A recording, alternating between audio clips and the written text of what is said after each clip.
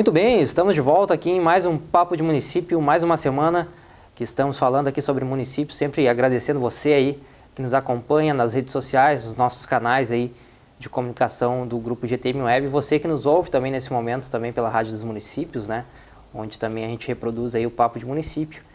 E essa semana vamos falar de dinheiro, né, receita, um papo tão importante aí para os nossos municípios e que a gente volta e meia aborda aqui no nosso bate-papo. E hoje vamos falar de um pessoal aí que tem muito a contribuir com os municípios aí, que são os cartórios, né, Eudicípio? Tudo bem? Meu papo preferido é dinheiro. É verdade, né? Eu gosto de trabalhar, de falar de dinheiro, de receita. Vamos falar um pouquinho hoje sobre os cartórios, né? Todo mundo quis ser filho de dono de cartório. Dono de cartório.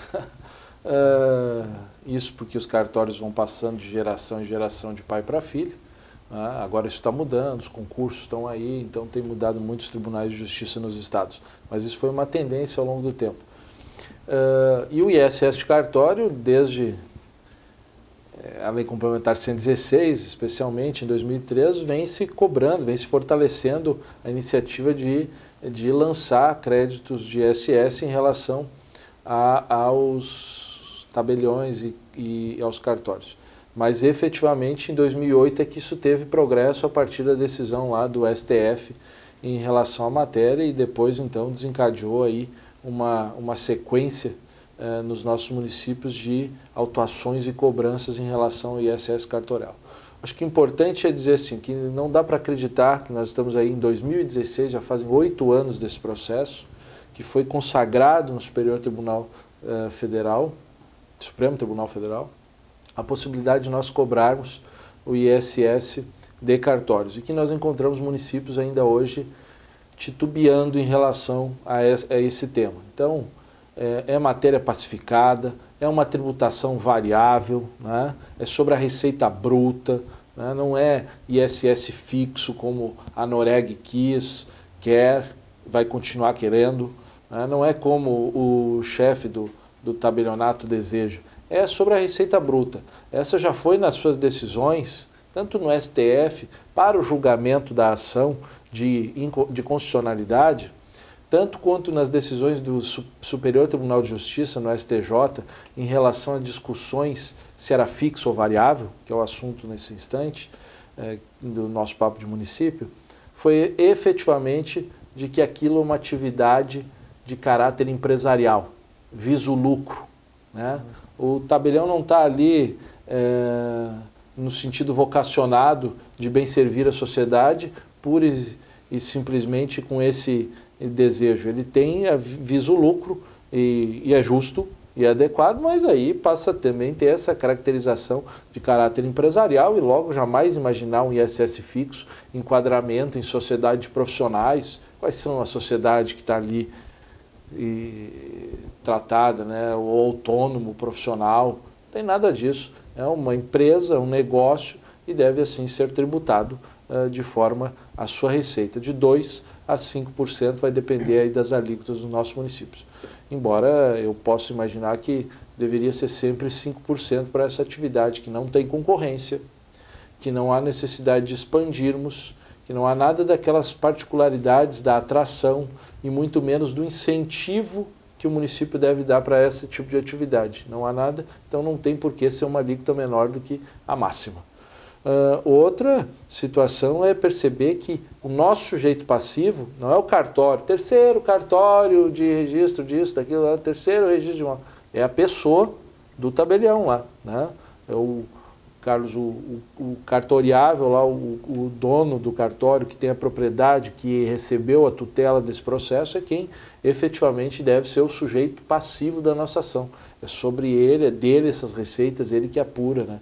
E cuidar aí com as custas, né? Retirar fora, tratar só os emolumentos no processo, porque efetivamente as custas já são pacificadas num outro processo. Então, ter essa linha de cuidado nesse sentido e fiscalizar, lançar, discutir se tiver que discutir, mas não ter medo e insegurança no processo. É um processo como outro qualquer. Mas a gente não tem receita, onde que a gente busca informação? A gente vai no cartório, intima, notifica, ele não entrega e fica por isso mesmo. O município também não tem nenhuma ação de pedir vistas dessa documentação de forma judicial, né? Não tem nem sentido, às vezes o prefeito não quer, o procurador é muito amigo do cartório e tal, não acontece isso. Então, hoje tem essa informação disponível, né? A gente tem que saber buscar, notifica, cientifica o corregedor do Tribunal de Justiça, pede para ele, diz, mostra, encaminha junto, oficiando que você não recebeu os documentos que você solicitou para fiscalização de ISS e ele não entregou, e que você pode buscar, ou mesmo por outros meios, como tem aí no CNJ, né, no Conselho Nacional de Justiça, disponível lá, está aberto no site, qualquer um pode entrar e ver a receita de qualquer cartório dos nossos municípios, aí está à nossa disposição para acesso lá semestralmente, mas está lá para você poder verificar do ano a receita que foi daquele contribuinte, daquele tabelião, daquele cartório que você está trabalhando. E aí você divide por 12, já que ele não trouxe nada, e faz aí usando a técnica do arbitramento para o processo acontecer. Tá? Isso é um outro ponto importante para ter a receita. Aí não tem. Muita gente vai nos nossos cursos, né, Carlos? E participa dos cursos relativos ao ISS de cartório, vai lá, treina, se capacita, volta para a prefeitura. Antes de ir, tu pergunta como é que é o ISS lá. É fixo. Então o que veio fazer no treinamento? Né? Veio fazer, se aprimorar, se aperfeiçoar, né, ao longo desses últimos anos aí, sobre fiscalização do cartório em relação à tributação variável, né, a todos os aspectos do sujeito passivo, da base de cálculo, né, de onde buscar informação, se ele é fixo, né, no seu município. Então, primeira coisa, mude a sua legislação, senão você não vai ampliar receitas. Você tem que mudar lá a sua ferramenta de tributação do Código Tributário Municipal, fazer as alterações para que a tributação de cartórios do item 21 da lista de serviços seja variável. Isso é fundamental para acontecer. E não tenha medo, não tenha insegurança.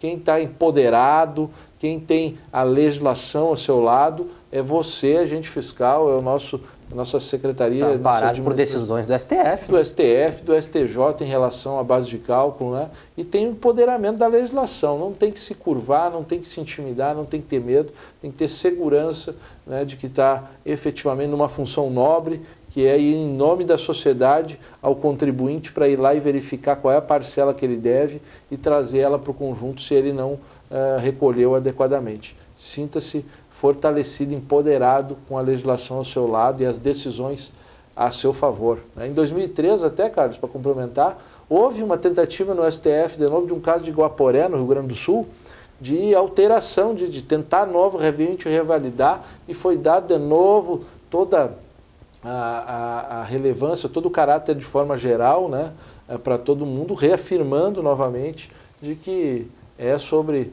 a receita bruta, de que o ISS tem incidência sobre os serviços do item 21 da lista e de que nós devemos aí efetivamente, por fim, no STJ, as discussões de que não há que se falar aí em outra situação a não ser tributar em alíquotas de 2% a 5%, né, e efetivamente fazer novas receitas para os nossos municípios. Até porque não é uma atitude que vai de forma nenhuma impossibilitar a atividade do cartório, porque a gente sabe que o serviço de cartório, na grande maioria das vezes, é um serviço que o cidadão não tem como fugir, né? Não é opcional, não é opcional fazer um reconhecimento de firma, ou registrar um documento, enfim, fazer esse tipo de procedimento, porque o cidadão efetivamente tem que fazer esse tipo de procedimento, e o cartório, então, tem uma receita que jamais vai se extinguir, sem concorrência.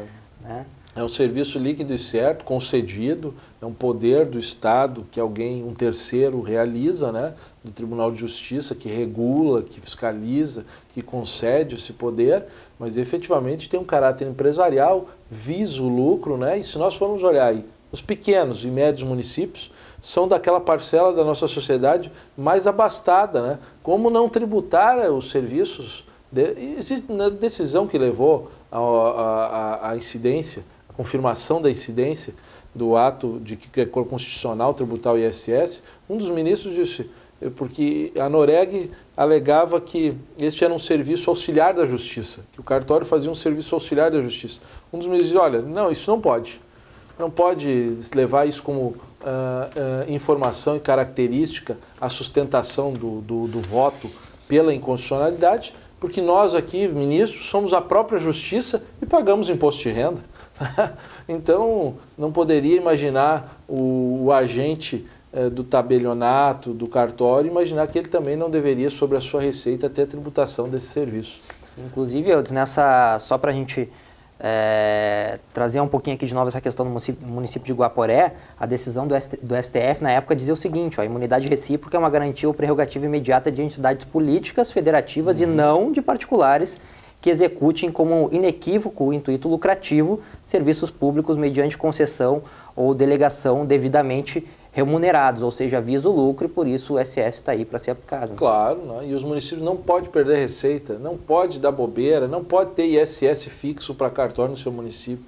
Né? Toda vez que o prefeito cobra do secretário de Fazenda, dos seus fiscais, mais agilidade, mais tributação, deveria apresentar isso. Está aqui o projetinho que o senhor tem que encaminhar urgente. Ah, porque ele não quer, porque não gosta, porque não tem, não existe. É impossível imaginar que um serviço desse está no nosso contingente ali de atuação, esteja aí sendo tributado como autônomo, nas mesmas garantias do que serviços correlatos aí, como um pedreiro, uma cabeleireira autônoma, um advogado, né, um dentista que trabalhe de forma autônoma. Né?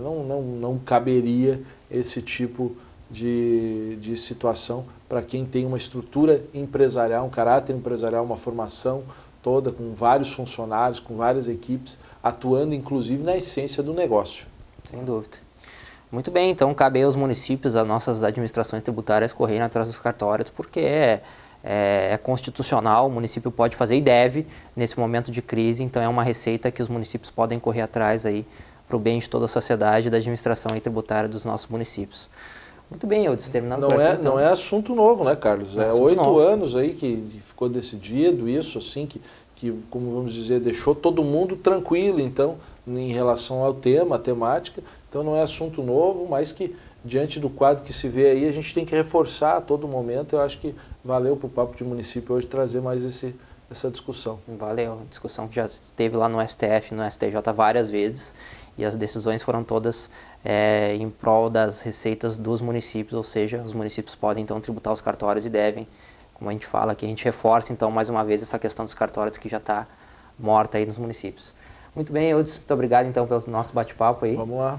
E semana que vem a gente está de volta então, esperando você mais uma vez aqui no Papo de Município. Obrigado aí pela sua companhia, até a próxima. Tchau, tchau. Tchau.